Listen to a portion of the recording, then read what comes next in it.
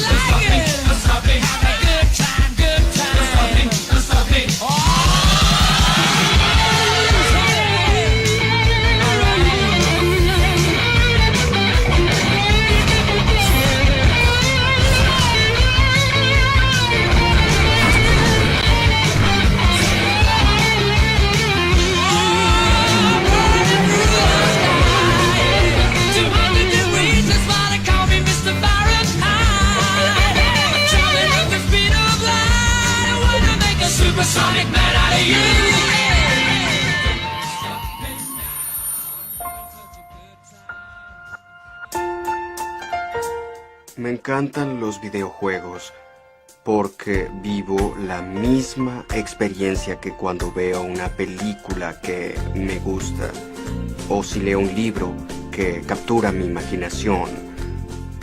Pero soy un activo participante en lugar de un pasivo observador. Los videojuegos tendrán una función muy interesante en el futuro de nuestra especie y lo estamos descubriendo ahora. Siento que los videojuegos están intrínsecamente unidos a nuestra cultura de modo irrevocable. Creo que desde aquí en adelante se seguirá intensificando Los videojuegos se arraigan más y más en todo lo que hacemos, hasta el punto en el cual ya son parte de nuestras vidas sin que lo sepamos. Todos los medios son relevantes a su época. Por ejemplo, los discos y los cassettes desaparecieron, pero la música no ha desaparecido, fue digitalizada. Lo mismo sucede con las películas y los libros. Evolucionan de una forma a la otra. Para los videojuegos, la evolución es la misma. Cambiarán y evolucionarán. Serán una parte de nuestra cultura global por siempre. De acuerdo al Entertainment Software Association, el jugador promedio ha disfrutado de videojuegos durante 12 años. Los jugadores adultos han jugado un promedio de 14 años y los hombres promedian 16 años de juegos. Las mujeres, 12. En 2013, el 49% de los hogares estadounidenses tienen consola de juegos. Y aquellos que la tienen son dueños de 2 en promedio. La edad promedio de jugadores en 2013 es de 30 años. Y no son todos hombres. El 47% de los jugadores son mujeres. 42% de los jugadores creen que los juegos de computadora y de consola son un mejor gasto que un DVD, música o una salida al cine. ¿Quién compra videojuegos? La edad promedio del comprador más frecuente es de 35 años. ¿Cuál es el punto? Que los videojuegos maduraron. Ya no están solo en salas de videojuegos o en salas de estar. Están en nuestros bolsillos. El 15% de los jugadores más frecuentes pagan para jugar online. Mientras que el 33% juega en su smartphone.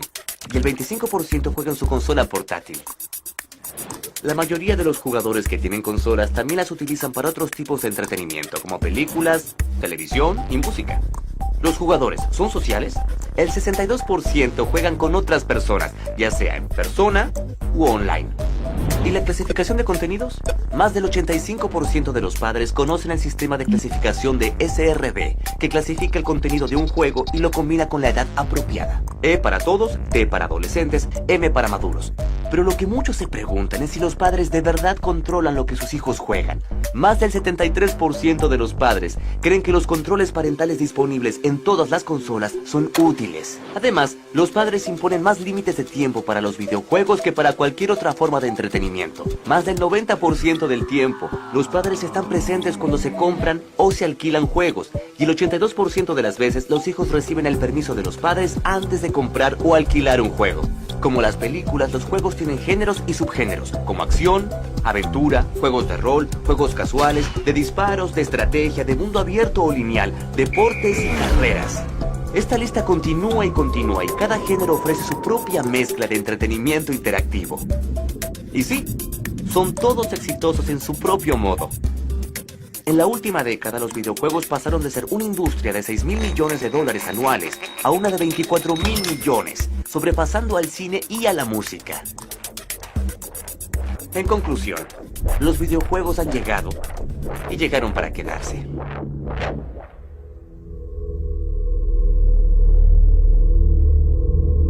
Un pequeño grupo de almas decididas, impulsadas por una fe inextinguible en su misión, puede alterar el rumbo de la historia. Mahatma Gandhi. Historia.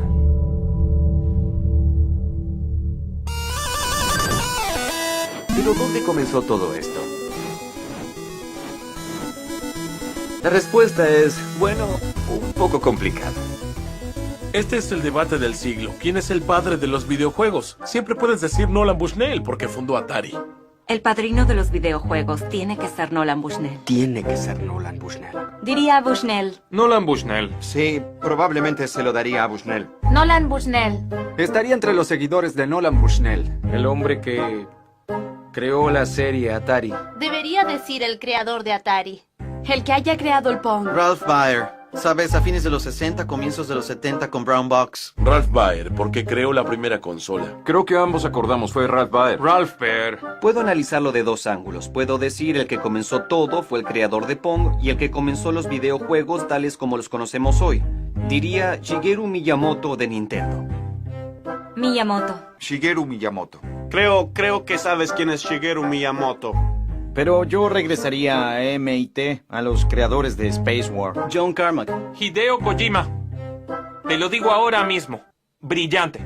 No puedes escoger uno solo. Es una injusticia para las otras personas que ayudaron a desarrollar los juegos. Creo que nunca pensé quién comenzó los videojuegos. Solo agradezco que lo hayan hecho.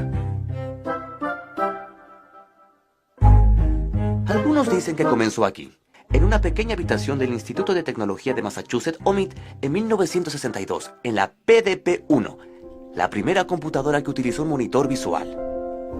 Steve Russell, a quien considero como la persona que me inspiró, creó un juego llamado Space War para la PDP-1. Y lo jugué en la universidad mientras trabajaba en un parque de diversiones y creía que si lograba llevar Space War a la sala de juegos, ganaría muchísimo dinero.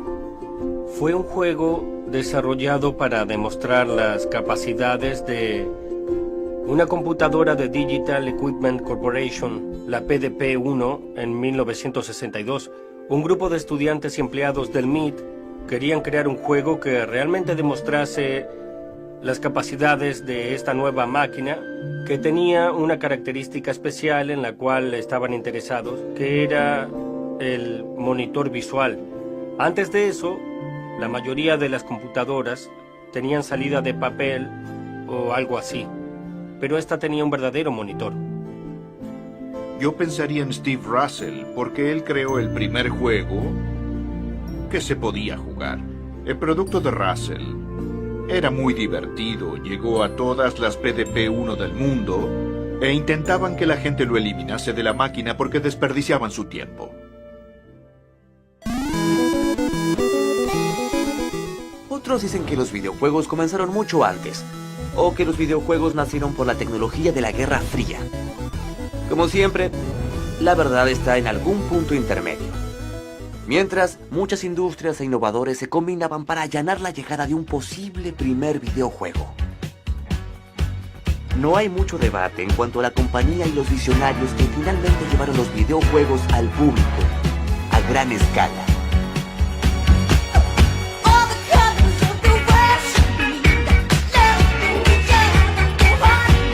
La explosión de los videojuegos.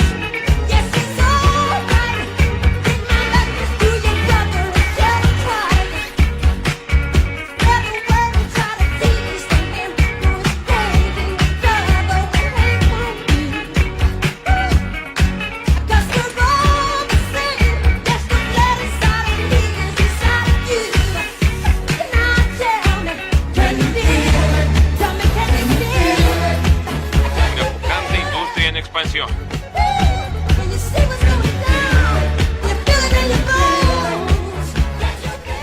Atari no se compara con otro videojuego. En verdad, Nolan trajo a Atari el conocimiento de lo que hace a un buen juego. Él jugó muchos juegos y los entendía. Cuando comenzamos esto, nos dimos cuenta de que los videojuegos más exitosos eran aquellos fáciles de aprender, pero imposibles de dominar. Pong fue un accidente. Considerábamos que era demasiado simple, pero cuando lo armaron y lo hizo Al Alcorn, le introdujo algunos cambios que eran extraordinarios y lo convirtió en un juego muy divertido. Una de las fallas del diseño en el juego Pong original era que la paleta no iba a la parte superior de la pantalla, y yo iba a repararlo, pero no pude hacerlo, y me di cuenta que esa característica evitaba que dos jugadores buenos lo jueguen por siempre, nunca hubiese terminado. La expresión videojuego tiene relación con mapa de bits RGB, rojo, verde, azul, o con un dispositivo con pantalla de video. Tomemos al Pac-Man como ejemplo, el original. Esta es una imagen de mapa de bits de Pac-Man. Cuando se agranda, los píxeles individuales parecen cuadrados.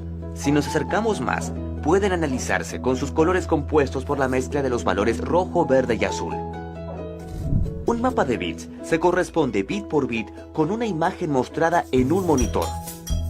Un mapa de bits está caracterizado técnicamente por el ancho y la altura de la imagen en píxeles, por el número de bits por píxel o por una profundidad de colores que determina el número de colores que el píxel y luego la imagen pueden representar. ¿Más bits? Mejor se veían los juegos. Pero más bits significaban más memoria, y no era algo abundante en los primeros días de los videojuegos. Como resultado, los juegos se veían simples y muy particulares. Pero eso no detuvo a los diseñadores y a los jugadores de meterse de lleno en ese medio nuevo e increíble.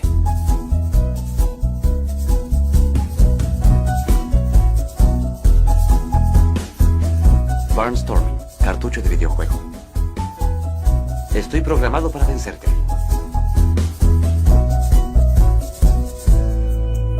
Con el tiempo y el avance de la tecnología, los iniciales 8 bits se convirtieron en 16, luego 32, 64, 128 y etc. Con cada salto generacional en los gráficos y la denominada fidelidad de la imagen, la profundidad de la historia y la inmersión en los juegos también parecía progresar. Las limitaciones tecnológicas potenciaron el arte y viceversa.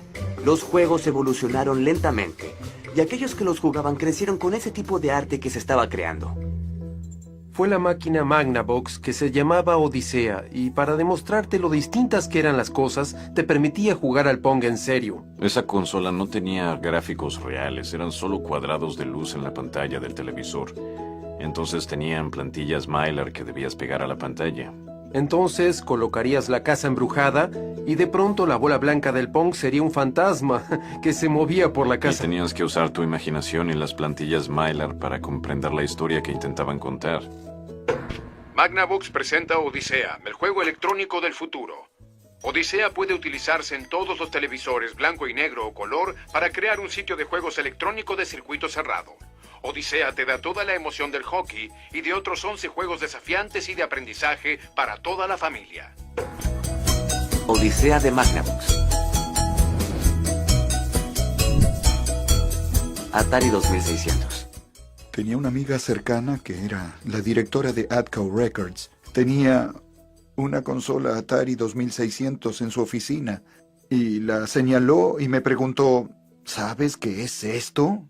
Y respondí, bien, creo que sí, un poco, pero ¿qué es? Y me respondió, es una licencia para imprimir dinero. Atención, compradores. Ha llegado el nuevo cartucho de juegos Atari. Solo Atari hace los videojuegos para el hogar más populares del mundo. El único Invasores del Espacio. ¡Sí! ¡Sí! El único Asteroides. ¡Vamos, vamos, corre! El único Pac-Man. Sí, tú puedes. Y el único modo en que puedes jugarlos es en un sistema de video para el hogar fabricado por Atari.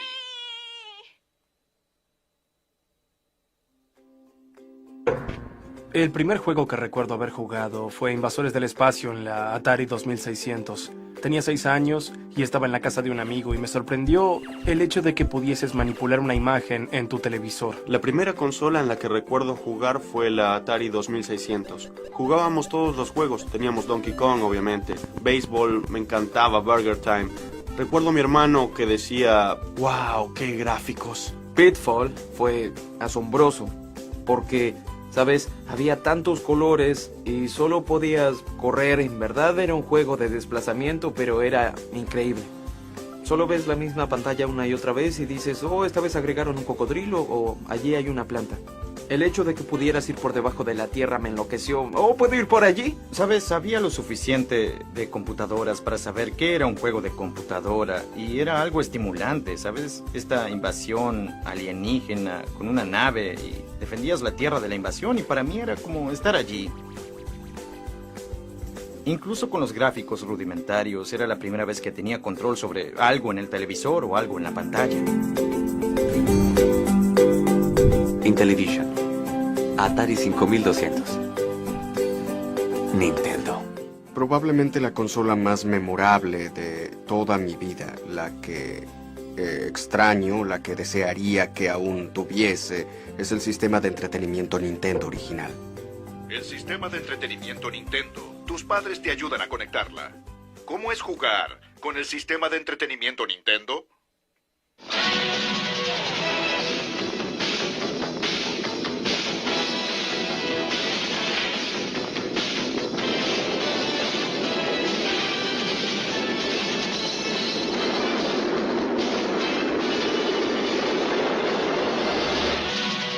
Cuando juegas con el sistema que existe en todas las salas de juegos, juegas con poder.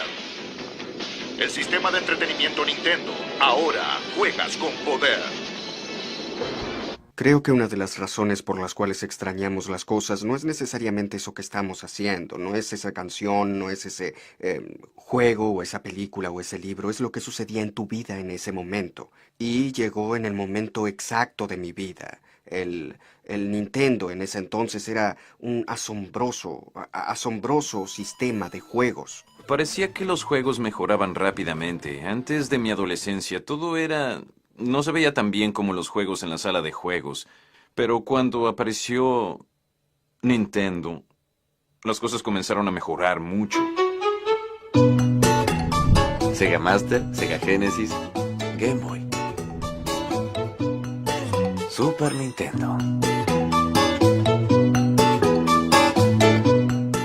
Fui muy afortunado al tener el Nintendo primero como consumidor. Para mí, el primer sistema al que estuve expuesto fue el Super Nintendo. Y tengo grandes recuerdos y muchas historias acerca de mi interacción con ese sistema. Jugaba durante muchas horas. Jugaba juegos como La Leyenda de Zelda, Un Vínculo al Pasado, juegos como Chrono Trigger. Todas esas fantásticas experiencias que para mí fueron mis primeras experiencias como jugador. Finalmente me compré Super Nintendo y me gustaba mucho Star Fox. Y me interesé mucho en Star Fox y en la historia y en qué sucedería después. En la mayoría de los juegos del Super Nintendo, de pronto tenías una razón para hacer algo porque intentaba salvar a alguien. Y algo muy pequeño traía elementos de la historia al juego. Y lo que creo que era realmente genial acerca de Nintendo durante esa época era que querían asegurarse de que todos los juegos del sistema tuviesen gran calidad. Pero Sega Genesis fue algo completamente distinto. Sega Genesis fue en mi experiencia en la universidad lo que Nintendo había sido para mí en la preparatoria. Esa era la consola último modelo en ese entonces. Mortal Kombat, Atari Jaguar, creación de ESRB, Sony PlayStation. Creo que la siguiente consola que compré fue la PS1. Pensé, bueno, estos juegos ya son ridículos, y compré una PS1. Oye, hombre fontanero con bigote, ha llegado tu peor pesadilla. ¡Empaca tus cosas! Tengo una pequeña sorpresa para ti. Mira esto. ¿Qué opinas de esto? Sony PlayStation tiene más de 150 juegos. NHL 97, Jet Moto, Tobal número 1, Destruction Derby 2, Crash Bandicoot. Y podría seguir, te daré una demostración personal. No puedes parar, abuela, no puedes. Vamos, muchacha. Vive en tu mundo, juega en el nuestro. PlayStation. Tengo que pedirle que se marche. Me lastima el codo. De pronto tenías una cantidad increíble de información en un disco en el cual también podías reproducir música y todo lo demás. Para mí fue un portal a los videojuegos modernos. Cuando se lanzó Tomb Raider en 1996, los jugadores entraron a un mundo en el cual nunca antes habían participado. El mundo 3D. Era un mundo en el cual te sumergías en una época en la cual no había muchos así. Y creo que a lo largo de los años eso ha crecido, la gente se acopló a eso. Cuando hablo con los fanáticos en todo el mundo, siempre hablan de sus primeras experiencias con Tomb Raider, y los marcó, eso fue algo especial.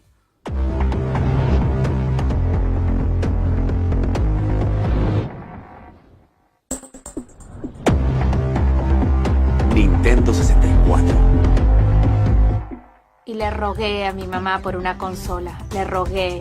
Y no fue hasta el lanzamiento del Nintendo 64 que finalmente accedió. Si hablamos de la PlayStation y el Nintendo 64, allí se comenzó a ver el 3D por primera vez.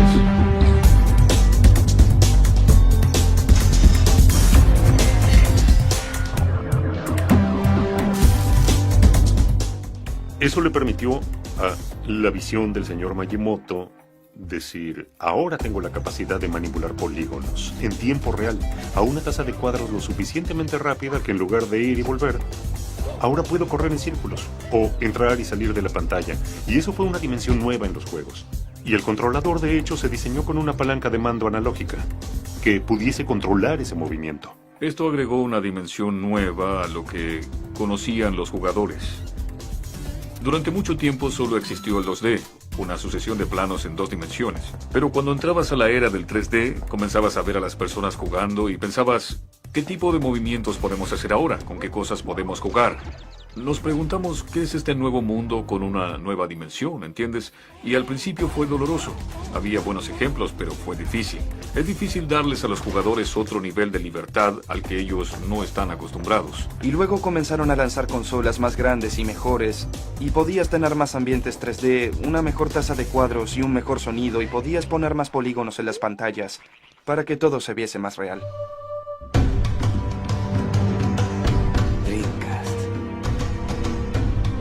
PlayStation 2.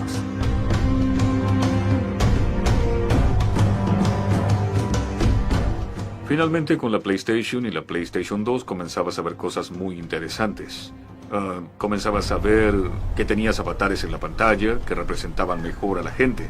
Era más fácil comprender lo que ellos querían que experimentaras, especialmente en la PlayStation 2, donde sentíamos que teníamos suficientes gráficos para reproducir personajes interesantes. No eran reales, pero creías en ellos. Crecí en la industria de la computadora y empecé a analizar el negocio de las consolas. Y pensé, vaya, sería un buen negocio para nosotros, pero no sabíamos nada al respecto. Luego un día llegaron unos hombres a mi oficina, eran del equipo de DirectX, y dijeron que tenían la idea de colocar DirectX en una caja, que sería una caja DirectX. Y DirectX es el nombre del API de Windows para los videojuegos. Y esta caja DirectX básicamente iba a actuar como una consola de juegos por fuera, pero por dentro. Realmente sería una computadora con Windows y DirectX. Ese era el plan original. Lo que yo creo que no comprendimos en ese entonces fue que uníamos estos dos mundos. Que Xbox sería un puente entre lo que sucedía en la cultura de juegos de computadora y lo que sucedía en la cultura de juegos de consola. Xbox y GameCube. Xbox 360. Wii. PlayStation 3. Y luego, cuando llegó la PlayStation 3, dijimos, bueno, esto nos dará poder suficiente para volver a la idea que teníamos de contar una historia interesante, con un protagonista de un modo que nadie había utilizado antes en este tipo de juegos. La primera vez que sostuve un controlador de Wii era un pedazo de madera con algunos circuitos pegados encima. Y era un demo de un juego de tenis. Y cuando lo levanté y comencé a jugar, pensé, esto será un éxito. Fue lo primero que pensé, era muy divertido. La Xbox 360 es una consola espectacular, es fantástica, me gusta muchísimo. Y también me gusta la PS3, no me interesan las guerras acerca de cuál es mejor, pero me gustan. Creo que son los debates entre fanáticos como me gusta Nintendo, me gusta Sega, me gusta Sony. Creo que esto es lo que sucede realmente. Cuando era pequeño hubiese tenido una Genesis y un Super Nintendo. O un Sega Master System, si hubiese podido pagarlo, pero ya sabes, eres un niño, no puedes comprar todo. Entonces comienzas a defender lo que ya tienes, y creo que el debate surge de allí. Xbox, no PlayStation. Hasta el día de hoy me quedo despierto hasta las 4 de la mañana jugando con la última Xbox 360 que salió ayer o lo que sea que me interese. Siempre me sumerjo constantemente en eso.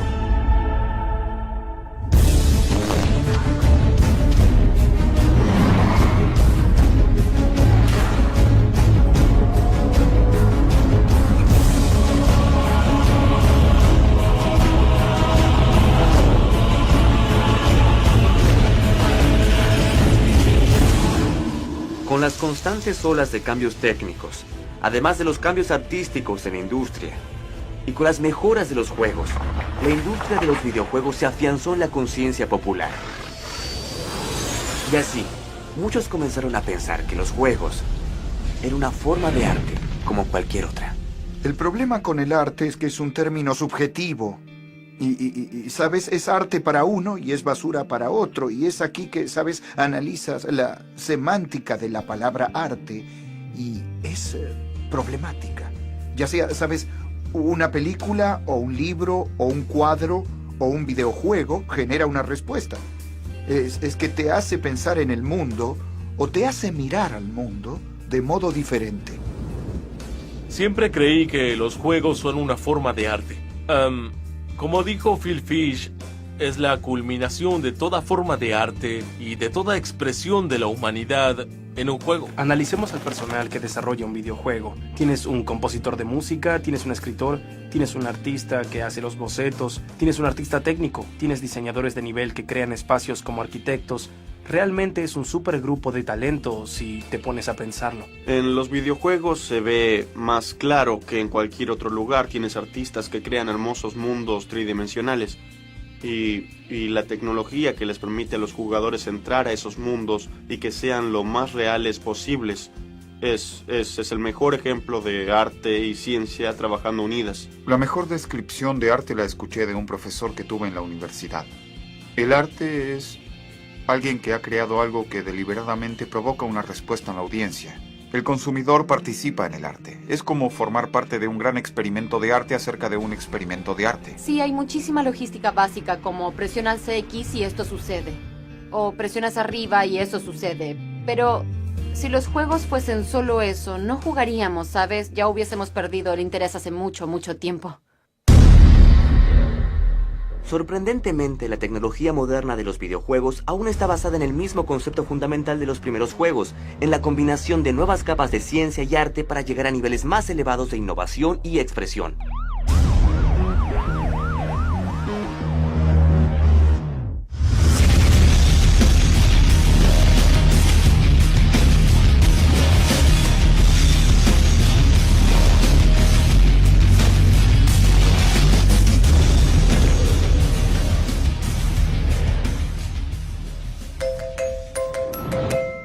Los sistemas de juego modernos representan no solo grandes avances en hardware y en gráficos, sino también la utilización de procedimientos de datos y memoria paralelos dentro de la nube. ¿Qué significa todo eso? En otras palabras, significa que de ahora en adelante, cualquiera podrá jugar cualquier juego, en cualquier lugar, en cualquier momento, con una increíble velocidad y calidad. La nube es algo que se menciona mucho últimamente y en verdad son dos conceptos diferentes. El primero es el que todos comprendemos como la nube. Sabes, tengo una fotografía que quiero cargar, que quiero tuitear, y todo se carga en la nube y se almacena en discos rígidos. Entonces pensamos en la versión normal de la nube como mucho espacio de almacenamiento. Hay otra idea muy grande que es ¿por qué no usar las computadoras de la nube para obtener un poder que estaría muy lejos del que normalmente podrías comprar? Y eso significa que el software que te gustaría probar podría ejecutarse allí y el verdadero video o la salida del juego sería enviada de modo directo a donde te encuentres o a los dispositivos que estés usando. Hay más poder de procesamiento en la nube detrás de Xbox One que el que existía en el mundo en el año 1999. Ahora podemos poner escenas en la pantalla que de cierto modo parecen más que reales. Pero también tienes el poder de la nube detrás de eso, que nos permite utilizar miles de servidores para que esa caja que está en tu casa sea mucho más poderosa de lo que sería por sí sola. Pero existió un momento en el cual esta mega industria corrió un grave peligro. Después del éxito financiero y cultural de la primera generación de videojuegos, la industria comenzó a creer que era invencible.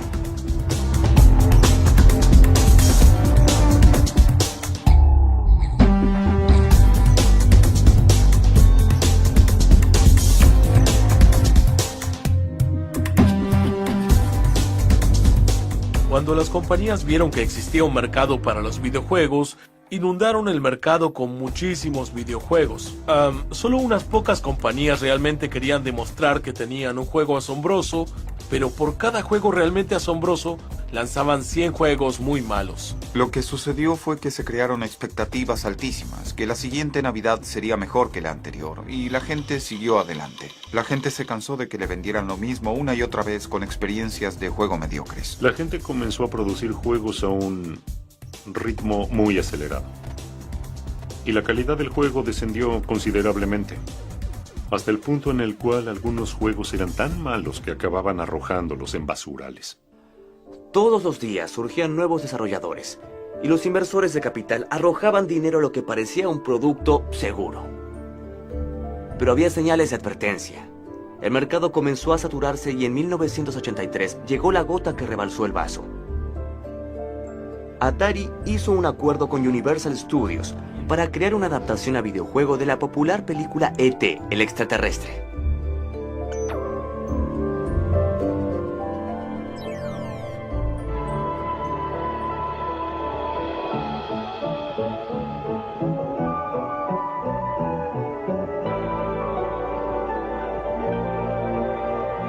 Solo de Atari.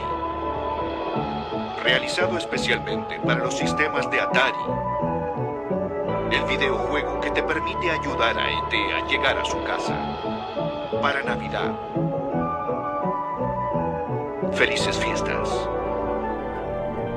Con solo 5 semanas disponibles para lanzar el juego, Atari se esforzó para terminar un producto de calidad inferior.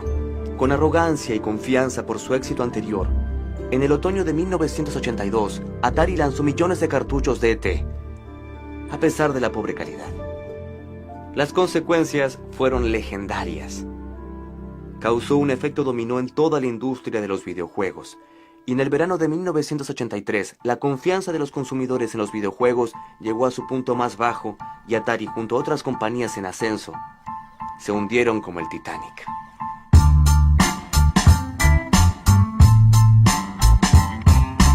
Arrojar aquí lo usado. Ciudad Atari, basura ET. La batalla por la supervivencia en Warner.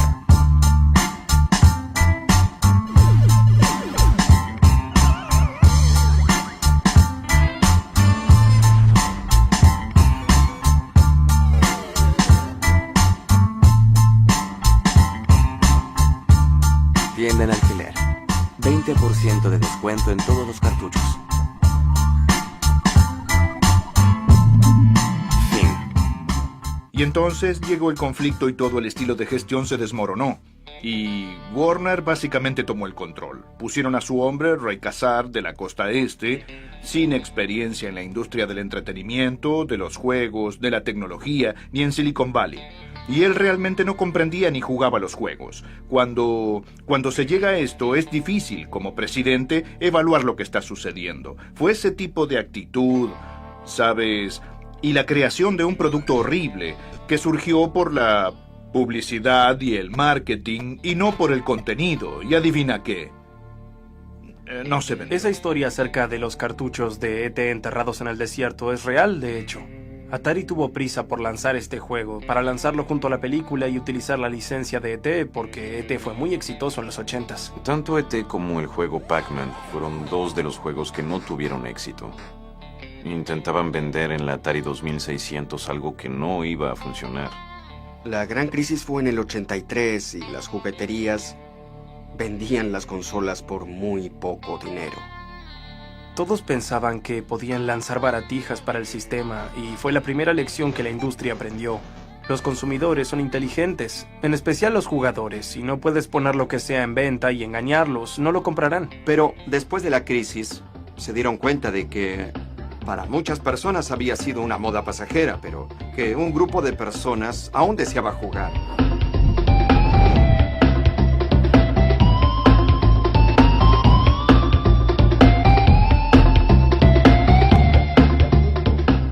Durante algunos años después de la crisis, muchos pensaron que los videojuegos estadounidenses quedarían relegados a la sección de modas pasajeras en las enciclopedias del siglo XXI y que serían olvidados. Hasta que llegó Nintendo, una compañía de juguetes japonesa que comprendía que la popularidad de los juegos clásicos como Pac-Man, Donkey Kong y Pitfall probaban que a la gente le gustaba jugar como un personaje, no como una nave o un bloque de píxeles anónimo. Incluso con la simpleza de los primeros gráficos de 8 bits, el concepto de inmersión y de ser un personaje empezó a atraer muchísimo al público.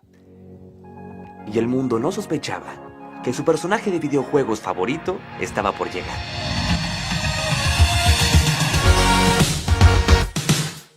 Nintendo, ahora juegas con poder.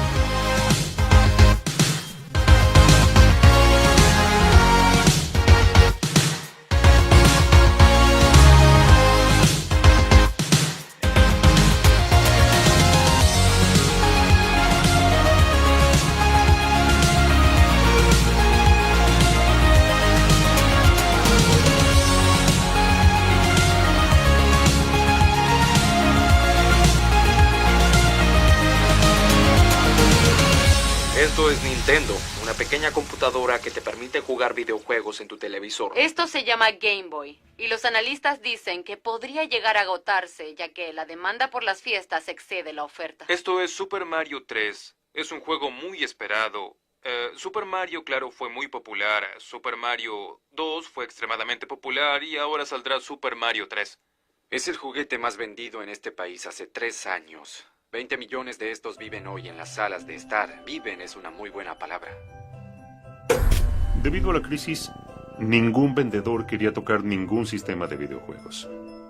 Y entonces mucho de lo que hicimos fue intentar algo que fuese totalmente diferente, que no fuera únicamente un sistema de juegos, que tuviera otras características.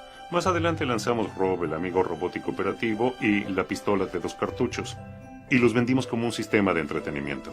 Incluso con eso fue difícil hacer que los vendedores lo aceptaran, pero tuvo un éxito moderado. En esa primera fase inicial salió Super Mario, y se vendió de inmediato. Fue un título extremadamente exitoso. El sistema de entretenimiento Nintendo fue, sabes, un sistema que había marcado un hito, porque antes se dudaba mucho de los videojuegos y de si seguirían siendo populares. Estuvo la gran crisis de los videojuegos y Nintendo nos mostró cómo traerlos de regreso y hacerlos populares otra vez. Cuando vi el Super Mario Bros. Por primera vez me sorprendió por completo. Fue como, vaya, es una sala de juegos en mi casa, esto es genial.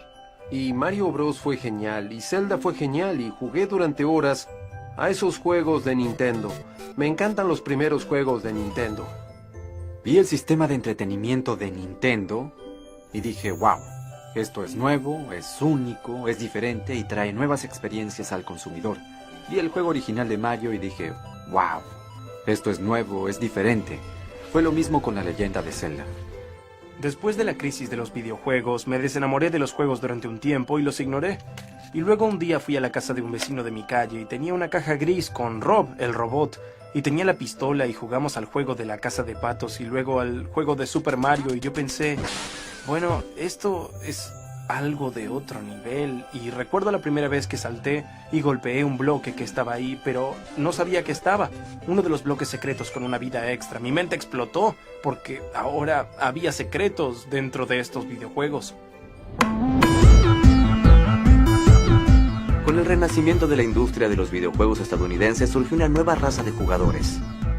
El apetito por los juegos simples, basados en laberintos, comenzó a disminuir.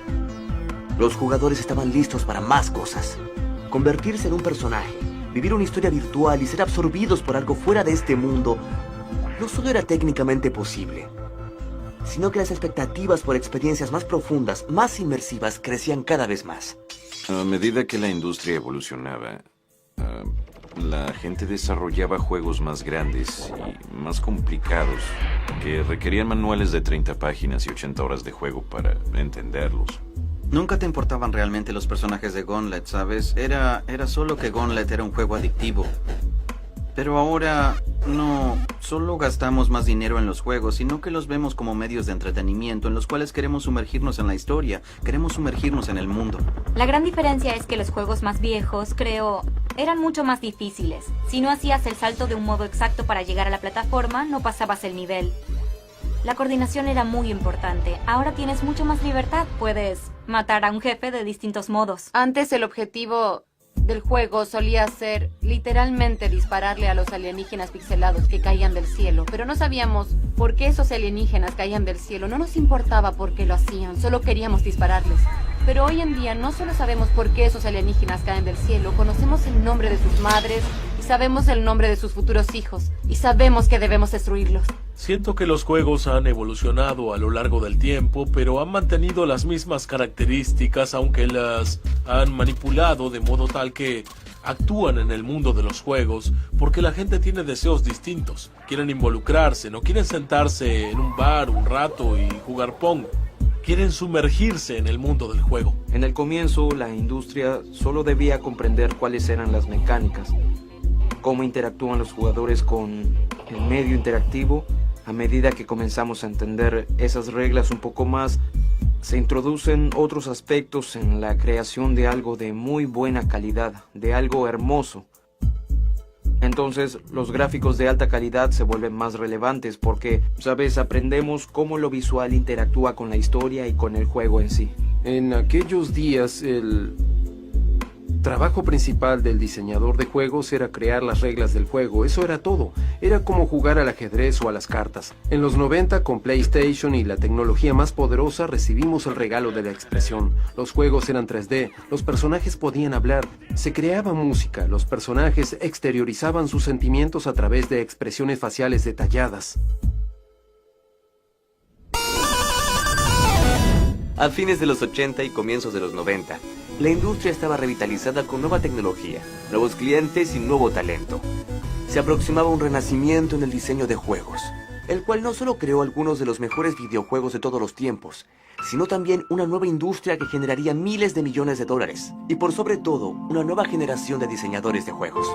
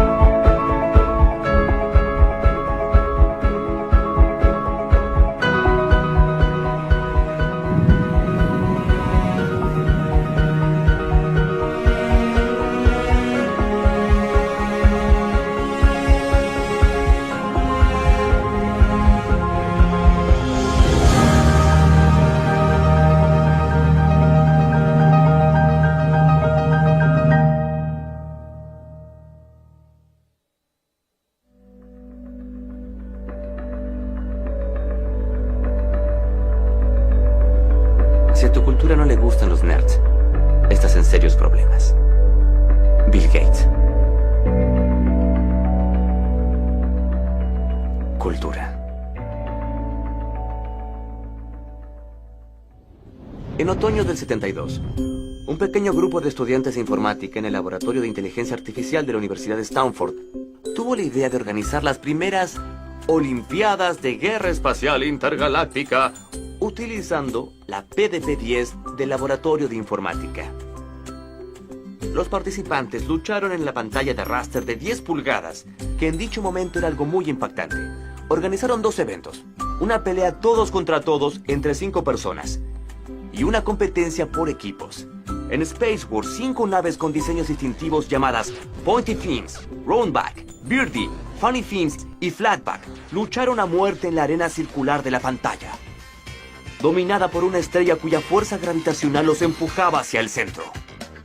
Este fue el primer torneo de videojuegos y el comienzo de una comunidad que pronto se convertiría en una cultura.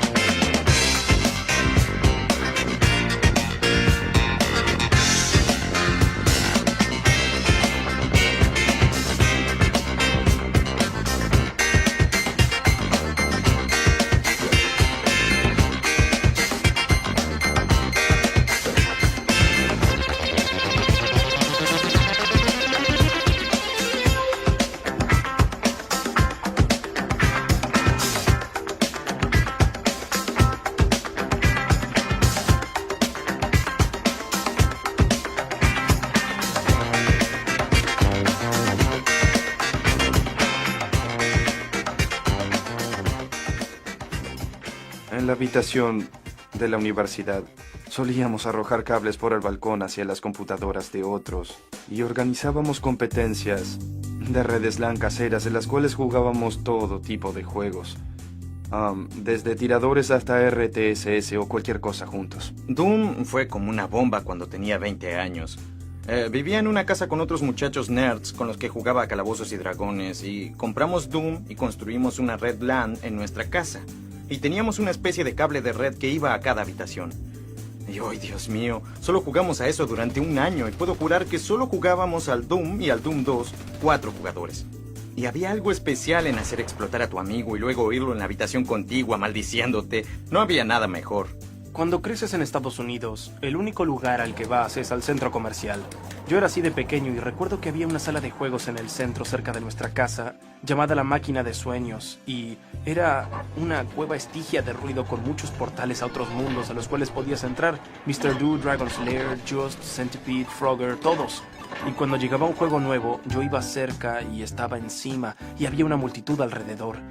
Y luego llegó el momento en el cual los juegos de pelea se hicieron populares y colocabas tu moneda para intentar matar a ese niño que les pateaba el trasero a todos con Chun-Li. Hubo un periodo durante el cual los niños en la sala de juegos que eran buenos, como en Chuck E. Cheese o en la sala del centro comercial o en mi caso iba a la bolera, recibían multitudes si es que dominaban un juego.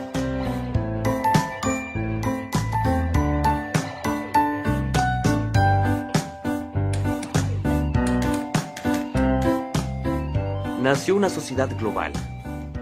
Una sociedad que ahora no solo juega y se conecta en línea, sino que también ha creado largas amistades, comunidades prósperas y hasta matrimonios. Y esta comunidad no solo existe para el entretenimiento. Los jugadores tienen uno de los grupos más conectados y comunicativos, y también uno de los más leales. Las amistades creadas en una experiencia de juego, de algún modo dan lugar a un vínculo que no se rompe fácilmente.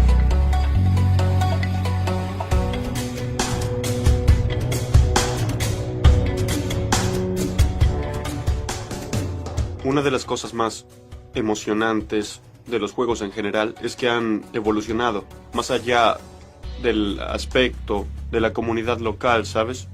De poder jugar o disfrutar del juego con algunos amigos del vecindario. Ahora son experiencias globales en las cuales puedes compartir tu pasión con gente de todo el mundo. Me encanta la conectividad. Tengo amigos de toda la vida que he conocido online y comenzamos solo jugando juntos y luego acabamos juntándonos para competencias o solo para pasar el rato y de hecho nos conocemos en persona.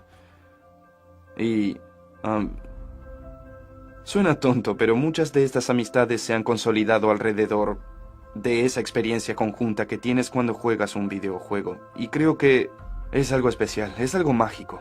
Es algo que vi cuando trabajé en la industria de Internet a lo largo de los 90 y comienzos del 2000. La gente que conocía a otras personas en línea y realmente se enamoraban de ellos y a veces hasta se mudaban a otra ciudad e intentaban vivir con esa persona. O sabes, la gente se casaba o se conocía de ese modo. Y es un nuevo tipo de relación humana que no existía hace 10 o 15 años. Es algo nuevo, la gente puede conocerse y enamorarse y quizás no se conoce en el mundo real.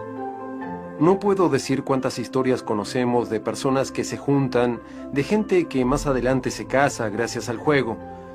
Hay gente que ha atravesado algunas condiciones médicas horribles y que han tenido que superarlo y los juegos los ayudan a hacerlo. He visto que las muertes de personajes importantes realmente afectan a la gente, lloran en el juego, o que se tatúan el logo del juego, o que un hombre y su esposa se conocieron en Xbox Live jugando y ahora juegan juntos cada noche. Hay niños en el mundo que hoy existen gracias a que sus padres se conocieron en World of Warcraft, ¿sabes? Así es como los videojuegos han cambiado el curso de la evolución humana en cierto punto y han creado nuevos rituales de apareamiento e interacciones sociales que no existían.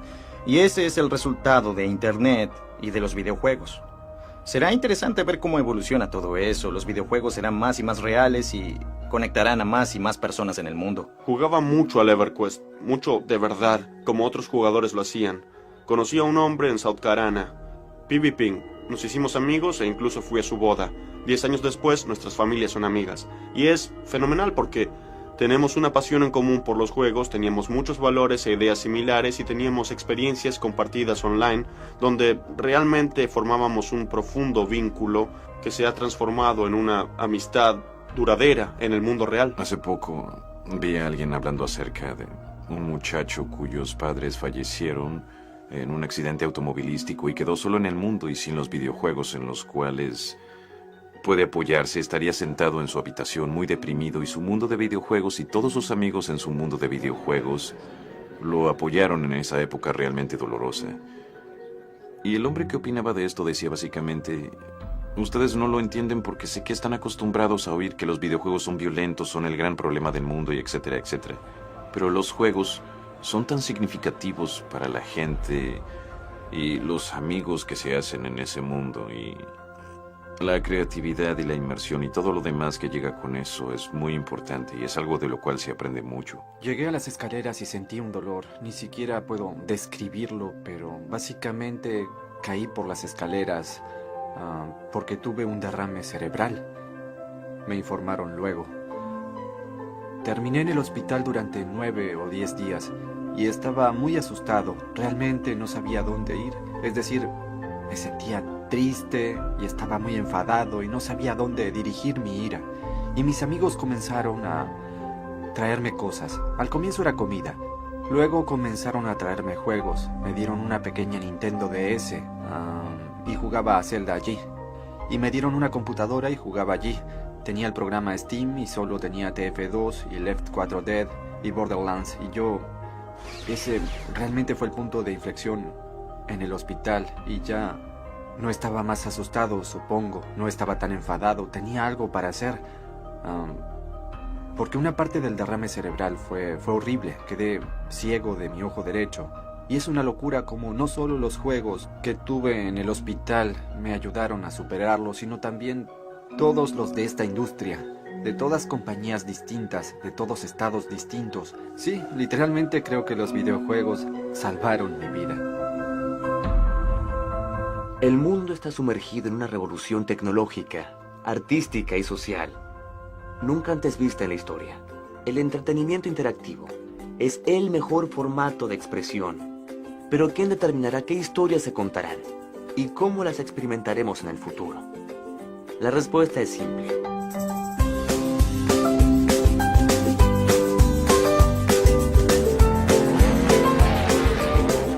Los niños tienen una capacidad infinita de asombro, imaginación y creatividad. Y sobre todo, no le tienen miedo al fracaso. Cuando aprendí historia en la escuela era muy aburrida. Eran libros viejos con imágenes en blanco y negro. Y vi a una niña en un video reciente en Carnegie Mellon que hablaba de fundíbulos, que es una antigua arma de asedio medieval. Pero ella había utilizado una porque, claro, lo había hecho en un mundo virtual. Y ver a una niña que creo que tenía 6 años diciéndote su opinión acerca de las armas de asedio medievales y comparándola con mi situación, que había sido muy aburrida, es un cambio fundamental en la educación a través del entretenimiento, que puede hacer que la historia y otros temas sean más absorbentes. Mi hijo tiene 12 años y es más rápido en las cosas para las cuales yo no soy rápido. Es mejor en esas cosas porque mientras su mente se desarrollaba, tenía acceso a medios interactivos que eran más avanzados que los que yo había tenido. Y yo fui la primera generación en tener medios interactivos. Mis padres no los tuvieron. Creo que los videojuegos proveen un espacio para aprender cómo fracasar con seguridad y con éxito. Creo que como cultura tenemos una obsesión acerca de acertar siempre. Le tenemos miedo al fracaso. Los videojuegos nos dan un espacio seguro en el cual aprendemos cómo resolver problemas, cómo analizar algo que no podemos acertar. Nos ayudan a ver que está bien caer ocasionalmente si aprendemos algo de eso y luego logramos triunfar. Y gracias a esa estimulación podemos hacer cosas, experimentar cosas, practicar cosas y evaluar cosas que no pueden hacerse o que no son seguras de hacer en la vida real, en el mundo real.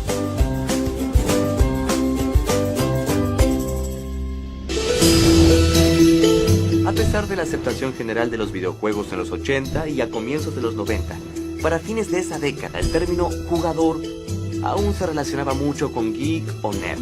Si eras un jugador serio, dedicado, te consideraban parte de una subcultura extraña. Pero las cosas comenzaron a cambiar, y esa percepción estaba por cambiar.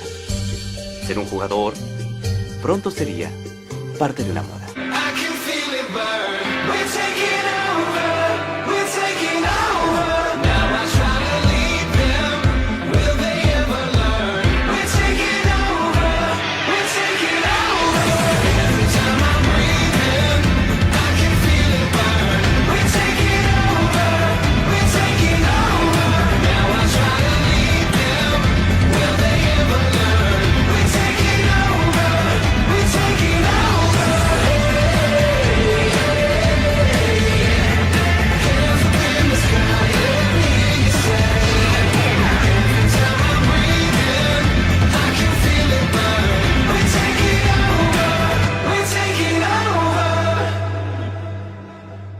Es casi una experiencia religiosa estar en el medio de un estadio de deportes virtual repleto de decenas de miles de jugadores alentando a sus equipos favoritos.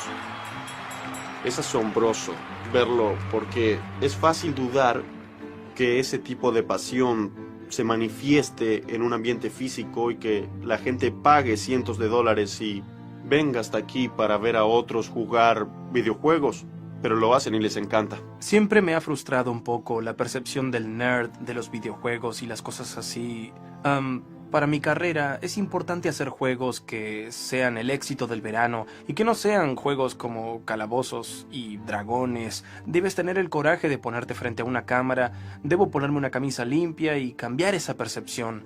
Y también hacer proselitismo de los juegos en general y de mi carrera. Entonces, a lo largo de mis 20 años de carrera en esta industria, siempre deseé que hubiesen niños ahí afuera, que al ver un futbolista o un astronauta, que digan, sí, está bien, pero quizás videojuegos. ¿Por qué no videojuegos? Y hay muchas personas que me contactan, me mandan correos y están muy tristes porque están solos, no han hallado su grupo de amigos, ¿sabes?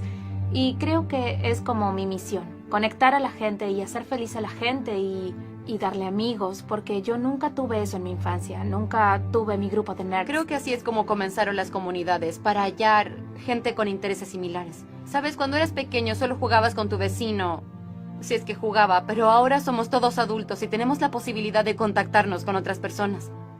Está claro que es una cultura en la cual todos se divierten, todos sonríen. Viven su vida de un modo muy poderoso.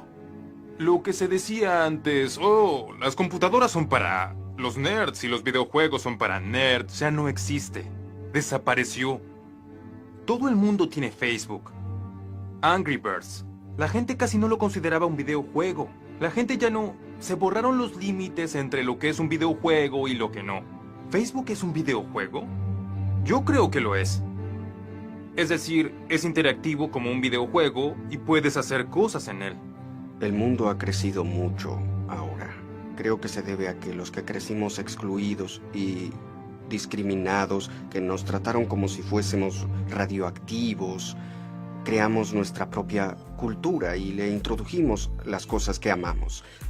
Tomamos a los videojuegos y tomamos a la tecnología y tomamos a la ingeniería y construimos nuestro propio mundo con esas cosas. Y ese mundo es tan asombroso que la cultura general que se burlaba de nosotros cuando éramos niños por amar a esta cultura que es asombrosa, no puede ignorarnos y no puede evitar ser seducida por nosotros.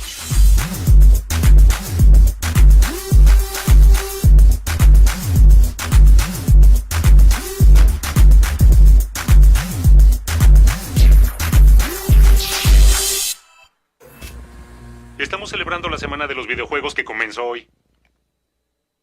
Desde el estudio 6B en Rockefeller Center, la compañía de transmisión nacional presenta Late Night con Jimmy Fallon. Solo mírala, se ve genial. Bueno, es la consola de videojuegos más poderosa que existe. Estamos superando por 10 el rendimiento de cualquier otra. ¿Por 10? Sí, por 10. ¿En serio?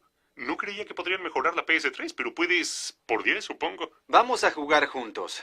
Este es el Super Mario 3D World. Sí. ¡Es mi amigo! Me encanta Mario.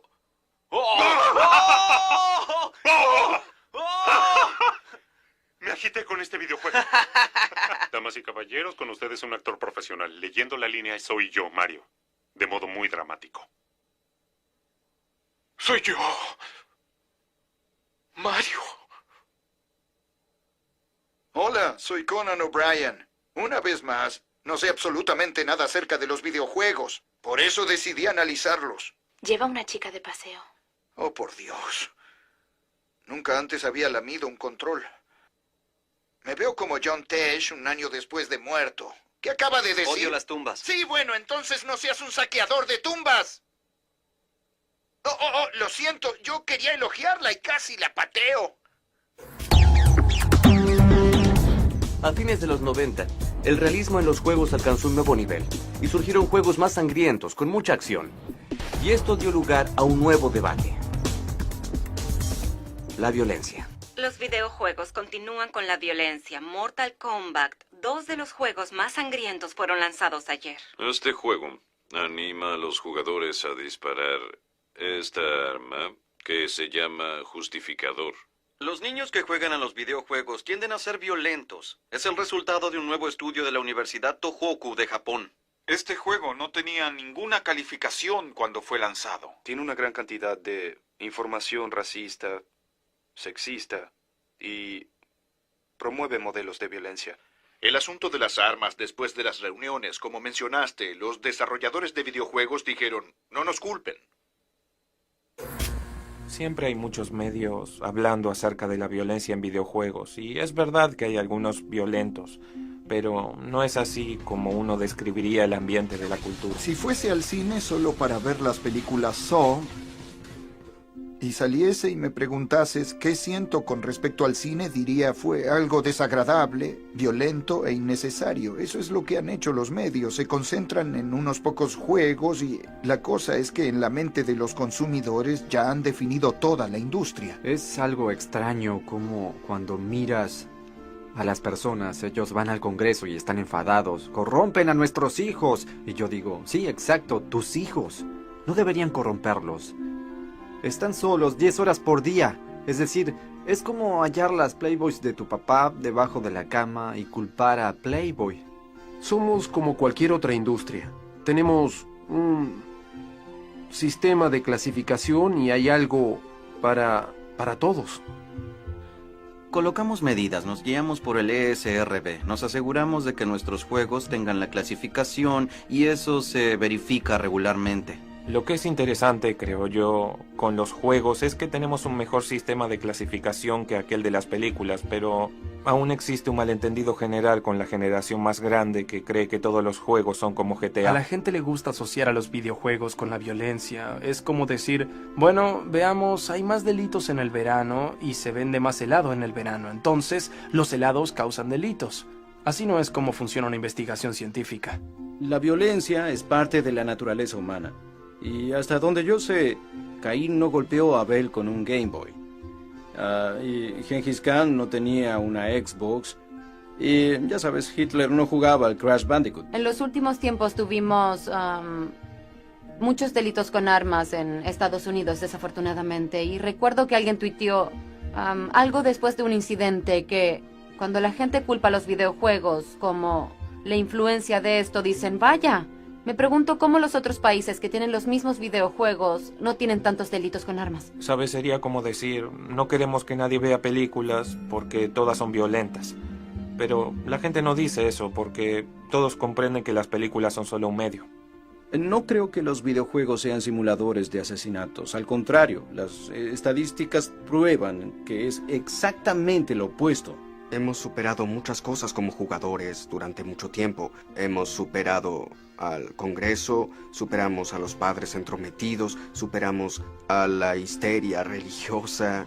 Uno sabe que se trata de imaginación e invención y de una conexión con un mundo que no tiene estas trampas que la gente le adjudica. Creo que es un problema que pasará naturalmente y solo debemos defender a la industria hasta que eso suceda.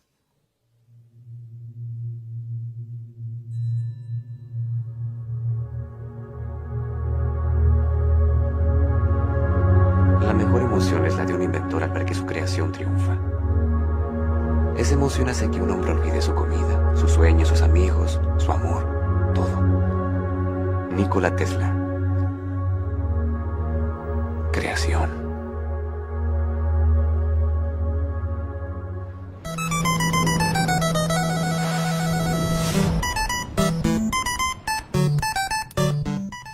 La fogata.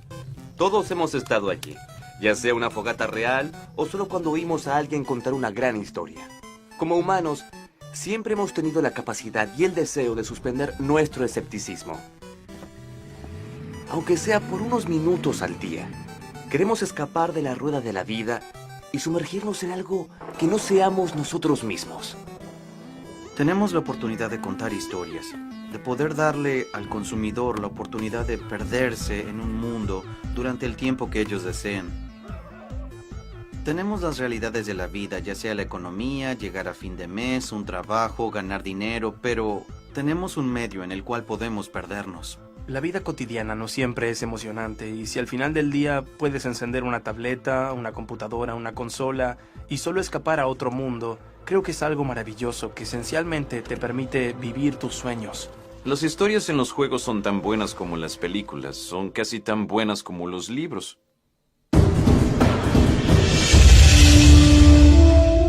Con la resurrección y el renacimiento de la industria en los 90 y a comienzos de los 2000, los juegos dieron otro paso revolucionario. La historia.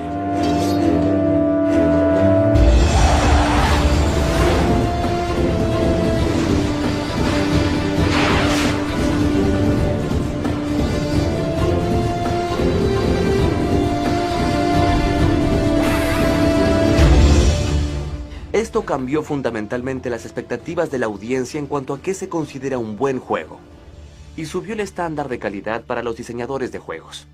Las historias en los juegos son algo muy difícil de lograr. Como desarrolladores, debemos establecer reglas, debemos establecer universos que tengan sentido y que tengan su propia lógica. Y una vez que establecemos esa lógica, permitimos que la mente e imaginación del jugador resuelva los problemas y se esfuerce en esos mundos. Creo que una de las cosas que realmente he aprendido en la última década es cómo contar historias sin una escena cortada, sin detener la interactividad. Contar una historia como algo que surge del juego en sí mismo. Los videojuegos son una experiencia de inmersión, pero las películas y la televisión son experiencias externas. Tú manejas cada momento del juego. Un amigo mío hace tiempo comparó a los juegos con las novelas porque si uno deja de leer, la novela no sigue adelante. Los videojuegos son así. Contar una historia en los videojuegos puede ser mucho más difícil porque debes anticipar las acciones del jugador, pero en una película, tú decides qué dicen ambos personajes y luego lo escribes y eso es lo que dicen. Contar historias en los juegos es un problema interesante porque no lo comprendemos por completo. La industria del cine existe hace 100 años o más y saben bien qué significa contar una historia en ese tipo de medio visual, y la industria de los videojuegos aún no tiene esas reglas. Tanto leer un libro como mirar una película es completamente pasivo. Le permites al narrador darte su visión de su mundo o de la historia que quiere contarte y tú lo oyes, se desarrolla para ti, no la afectas. Con un juego, el viaje es la recompensa, en lugar del final o del desenlace. Esta es nuestra rutina. Día y noche. Solo sobrevivimos. Nunca se detiene.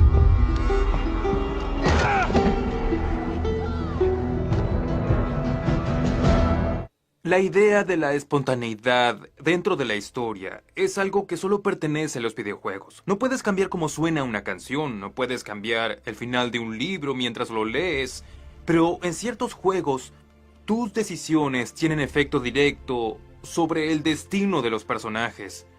Y eso es único, y genial, es lo que ama la gente. Si rehiciéramos la Guerra de las Galaxias y llegas a El Imperio ataca de nuevo y Vader te dice únete a mí y tú como Luke dices ok, el resto de la película y toda la película siguiente es completamente diferente porque tomaste esa decisión. Creo que es en ese aspecto en el cual los videojuegos difieren esencial y totalmente de cualquier otro tipo de medio nerd, y por eso lo amo. ¿Quién vive? ¿Quién muere? Lo entiendo. Debemos elegir. ¡Atención! ¡Allí va! Bajen las armas. No tienes que involucrar. Debemos escoger. Si insistes. No veo cómo yo podría salvar la vida de otras personas. Yo también perdí a alguien que amaba.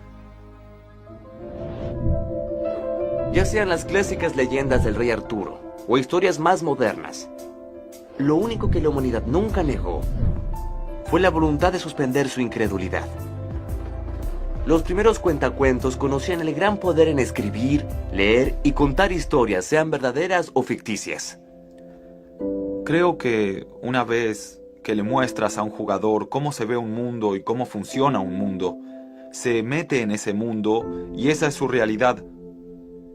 Creo que, como desarrolladores de juegos modernos, debemos recordar que la suspensión de la incredulidad proviene de la creación de un universo y la creación de un mundo inmersivo que tiene reglas predecibles y lógicas, y no de todas las atracciones visuales que tienes, sabes, con tanto poder. Y ahora que tenemos estas consolas que nos dan gráficos increíbles y hermosas explosiones y mundos inmersivos, es una experiencia distinta. Tomamos la inspiración de los juegos con emoción y con desarrollo de personajes e historias de modo tal que intentamos hacer algo nuevo. Ahora tienes una asociación y un vínculo con un personaje en un juego que hace que sientas la historia, hace que sientas que estás allí tomando todas las decisiones. Las buenas historias no son solo entretenimiento. Las buenas historias nos ayudan a crecer, Nos enseñan acerca del pasado y nos desafían a aspirar a cosas mejores. La experiencia con una historia de un videojuego es igual. Solo que la fogata tiene más brillo y más color.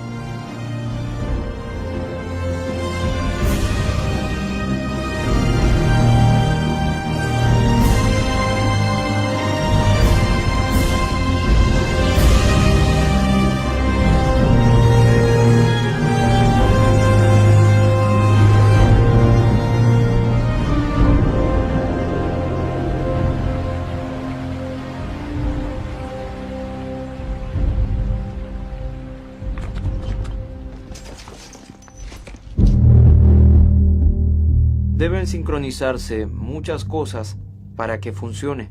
Tienes arte, tienes narración, tienes música, tienes escenarios, tienes sincronización, tienes actores de doblaje, tienes actuación y en el videojuego tienes todo y además de eso debes incentivar la participación del usuario. Creo que un buen videojuego probablemente es lo más difícil de hacer.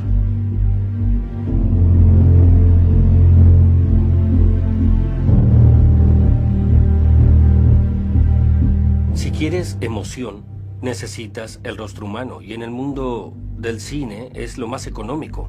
Apuntas a alguien con la cámara y lo tienes de inmediato. Pero en el mundo de los juegos debes invertir millones de dólares en tecnología antes de ver algo que se asemeje a un rostro humano. Creo que la parte más emocionante de la industria es que constantemente inventamos y no le tememos a ese desafío de la creatividad. E inventar es difícil porque si ya supieses cuál será el resultado, no lo estarías inventando, ya existiría, ¿verdad? Y cuando inventamos algo, ya sea una idea de diseño o algo estilístico o algo relacionado con la historia, dependemos de una confianza, de que habrá inspiración, que habrá una revelación. Luego deben comenzar los prototipos. Entonces construyes muchos y comienzas a intentar comprender si las ideas que tenías realmente son divertidas una vez que las colocas en un ambiente interactivo. Sabes, creo que en la primera etapa con suerte veremos la diversión. Estamos en ascuas porque es como la adolescencia. Puede ser una experiencia asombrosa, todo puede resultar bien, todos entusiasmados, porque hay algo para experimentar de principio a fin. Pero sabes, hay elementos muy extraños y hay muchas personas que analizan todas tus peculiaridades, los dientes torcidos y tus cejas extrañas y todo eso, y solo esperas que digan, bueno, lo veo, lo comprendo, ahora necesito volver atrás y reparar esas cosas un poco, embellecerme un poco, regresar a la calle y presentarme nuevamente. Comienzas a compilar todo lo que tienes, las cosas como una gran historia, el arte de alta fidelidad, los personajes detallados, y una vez que comienzas a unir la gran calidad de producción con esos prototipos originales de tus ideas para el diseño, realmente comienzas a formar el producto.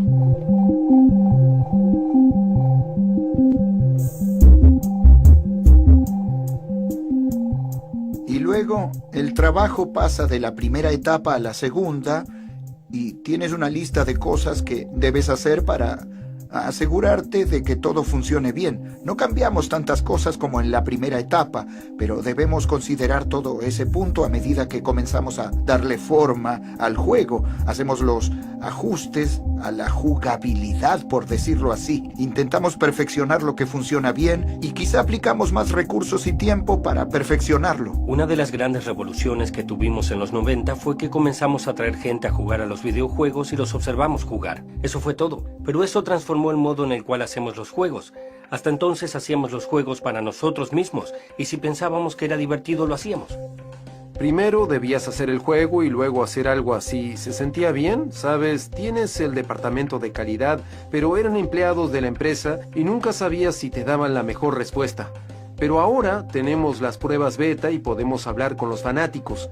Y si eso se utiliza correctamente, es muy poderoso. Entonces tienes lo que crees que es el mejor juego y lo envías a su primera fiesta en el mundo de las consolas. Los foros son como el lejano oeste. Hay consecuencias muy graves si no presentas una buena calidad o si tienes muchos virus en un producto para computadora. Entonces se lo entregas a Microsoft, a Sony, Nintendo y esperas y esperas y esperas y por lo general esperas 10 días y siempre es un periodo con mucha ansiedad. Piensas, ¿pasará la prueba? Y luego recibes la llamada o quizá el correo, quizá 10 días después y te dicen, oye, se ve bien y entonces llega la celebración, ese momento mágico, ¿sabes? O te dicen, tienes estos problemas graves y estos problemas menores y debes reparar los problemas graves y tantos de los menores como puedas y enviarlo otra vez. Y sí, luego sale a la venta, la gente lo ama o lo odia. Casi siempre pasan las dos cosas, siempre habrá de los dos, sin importar qué tan bueno sea el juego. Y debes seguir adelante, permitir que la gente dé toda su opinión, claro. Hoy en día las cosas han cambiado muchísimo. Hemos visto juegos con 1000 años hombre de trabajo, de programación artística y diseño. Es asombroso. Es 1000 veces el trabajo que hay detrás de una película. Es abrumador. No sé por qué lo hago. La evolución de las grandes historias en los videojuegos no podría haber llegado en mejor momento. Pareciera que la tecnología se mostró a la altura de las circunstancias en el momento preciso. Desde el comienzo del siglo hasta la actualidad, los juegos han mejorado en todo sentido. Y así, llegó la siguiente generación.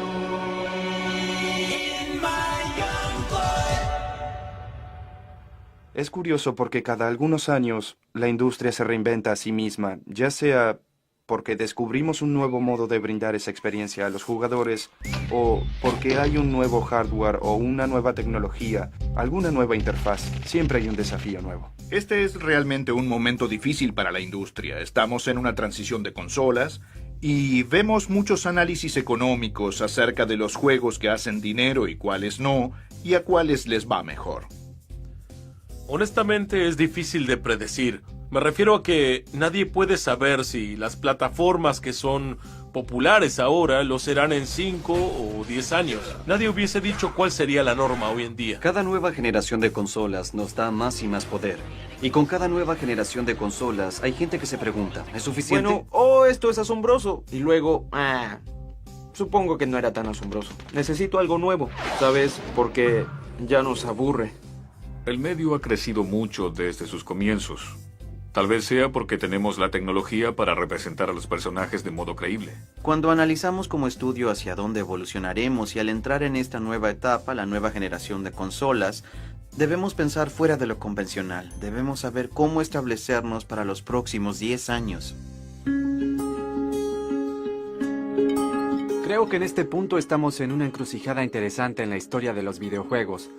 Los estudios, en especial las grandes compañías, son reacias al riesgo porque todos están esperando un gran cambio, pero nadie sabe qué será. Comparo a los desarrolladores independientes y a los inmensos, grandes estudios como dos personas en una balsa de rafting y un gran navío con una enorme tripulación. Cada uno tiene sus propias fortalezas y creo que los independientes literalmente y figuradamente nadan en círculos alrededor de los grandes estudios porque tienen más movimiento.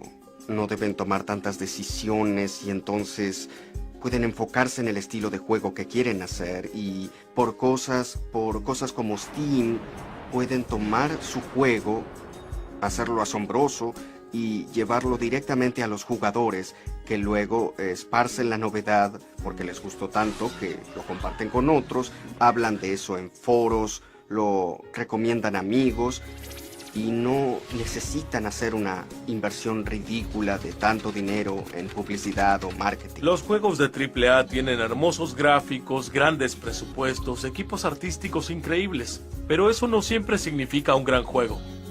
Cuando una plataforma se abre para permitir a la gente crear sus propios productos, se obtiene muchísima creatividad. Lo interesante de eso es que cuando tienes un equipo de 200 personas, la capacidad de innovación es casi siempre cero. Debes seguir lo que fue diseñado originalmente, y el juego se convierte en eso. Cuanto más pequeño sea el equipo, más fácilmente descubres la creatividad y la percepción que obtienes después de hacer gran parte del juego. Y entonces dices, oh, sabes, sería genial que en esta sección y en esa sección hagamos esto, ¿sabes? Y si tienes un equipo de 200 personas, no puedes oírlos a todos y debes decir, eso sería bueno, pero no tenemos tiempo y debemos terminarlo. Hay una revolución en marcha en el mundo de los juegos. La gente se interesa por hallar estos juegos que tienen más carácter y alma que los anteriores. Un gran desarrollador de juegos quizás no se arriesgue mucho con un título de realidad virtual que solo funciona en realidad virtual y de verdad la utiliza, pero los independientes están impulsados por la pasión, por querer hacer el mejor juego posible. No se preguntan cómo puedo hacer algo que me dé un buen rendimiento de mis inversiones, y creo que eso será más importante en el desarrollo de los videojuegos en los próximos años.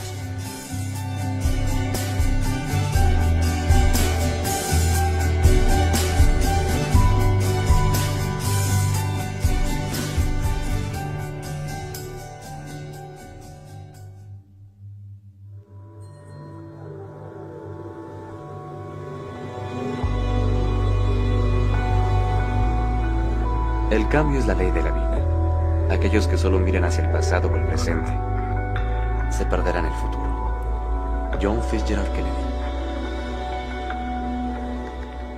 Futuro.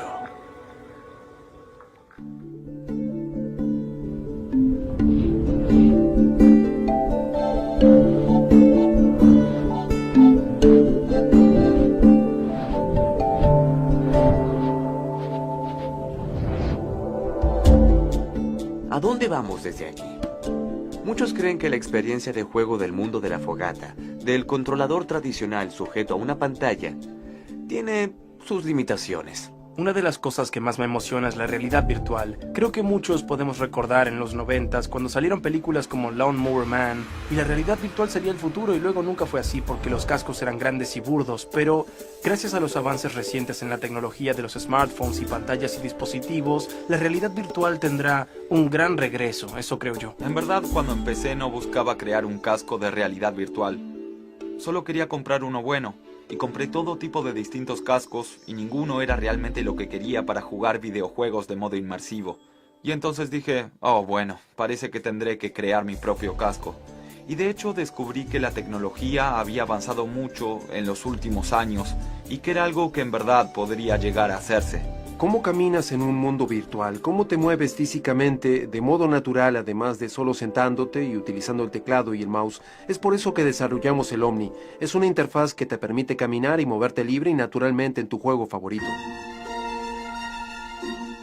Al final de cuentas, espero que nunca nos liberemos de los juegos en los que solo te sientas en el sofá y aprietas unos botones. Aquellos grandes pioneros, cuyas ideas dieron lugar a una industria, ¿podrían haber imaginado en lo que se convertiría?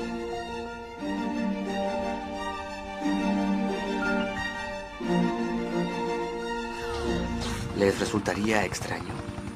¿O sabían desde el comienzo que las ideas y la creatividad de cada generación de nuevos diseñadores y artistas reinventarían el medio constantemente? Cuando desarrollábamos juegos para el Atari 800, creo que la gente se hubiese reído si decíamos, esto será una genuina forma de arte y estará en el Instituto Smithsoniano algún día. Nunca pensé que llegaría lejos. Nolan corría y gritaba, oh, será una gran industria, venderemos millones de juegos y se apoderará de todo.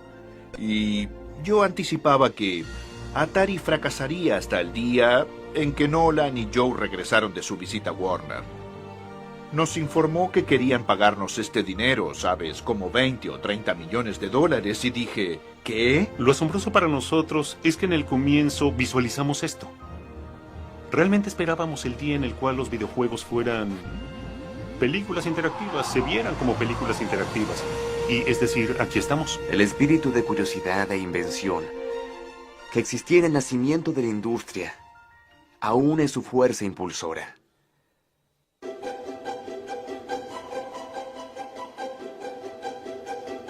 Los diseñadores de juegos actuales aún le dan al público nuevas y emocionantes interpretaciones de las historias clásicas. Lo que comenzó como un solo píxel redefinió las historias del siglo XXI y del futuro. El futuro de los juegos está intrínsecamente vinculado con el futuro de la tecnología de muchos modos, y realmente es difícil saber a dónde irá esa tecnología en unos años. Tenemos un ritmo de invención más rápido que el de cualquier medio del pasado. Creo que en los próximos 30 o 40 años los videojuegos serán inimaginables. No podrás diferenciar la fantasía de la realidad y podrás vivir el sueño que siempre has querido vivir. Tenemos mucha gente muy inteligente que se vuelve inteligente mediante el uso de esto. Creo que los videojuegos se acercan a la holocubierta, porque esa es la meta, que sea lo más parecido a la vida real como sea posible. ¿No podríamos digitalizar el mundo entero y convertirlo en un lugar más fácil, más seguro y mejor? Imagino que llegaremos a eso. Y rápido. ¿Cuál es la inefable característica que hace que la vida real sea importante? Yo creo que ese será el desafío de los videojuegos en los próximos 20 años. El tamaño y el alcance de la industria de videojuegos moderna podrían superar las mayores expectativas de los hombres que la crearon.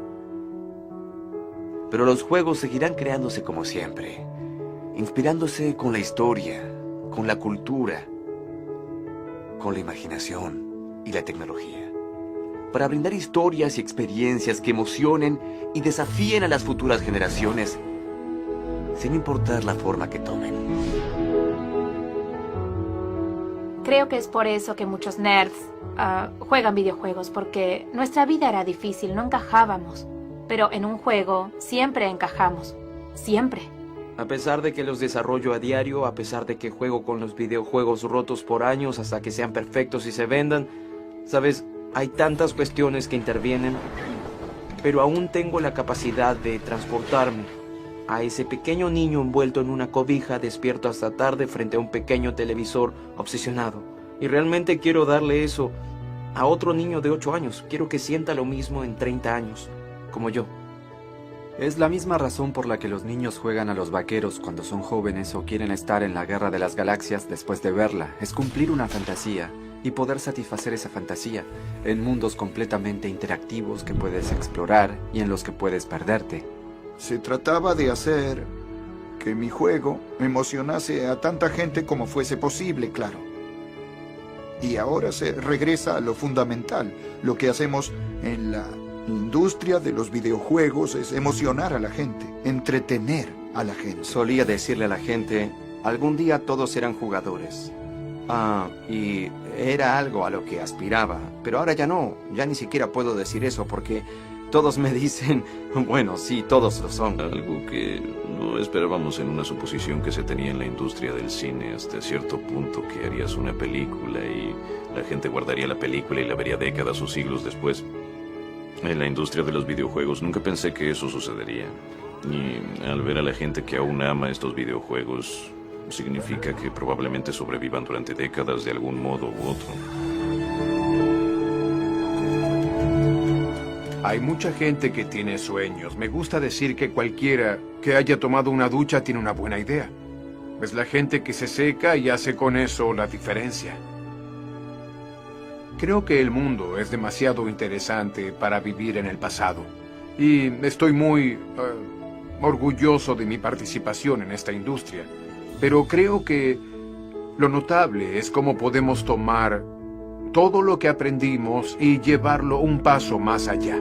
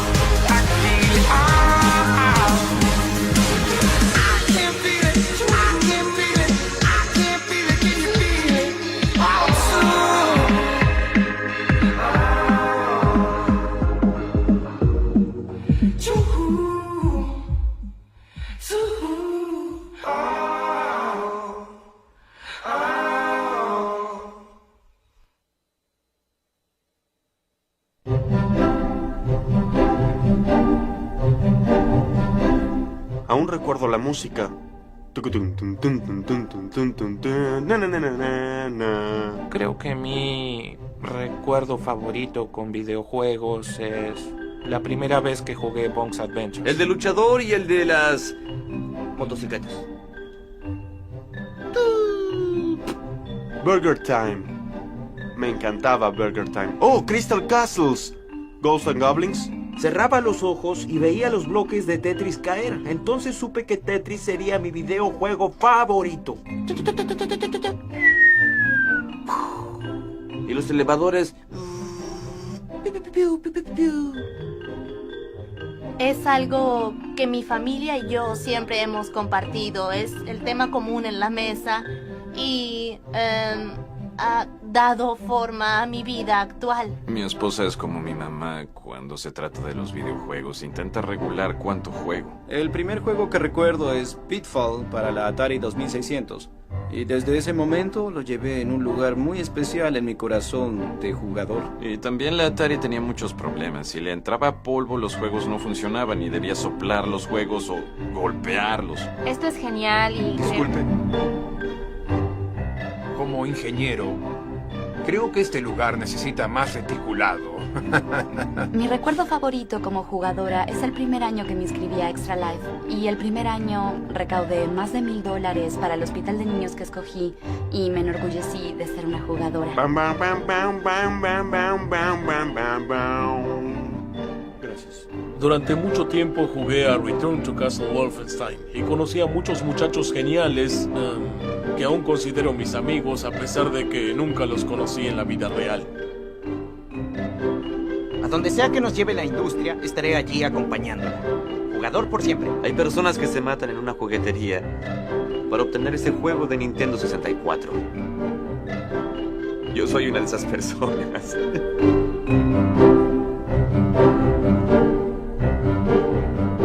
Muchas gracias a los colaboradores de Kickstarter. Sin ustedes no hubiéramos podido hacer esta película. Para mamá y papá, por comprarme mi primer videojuego.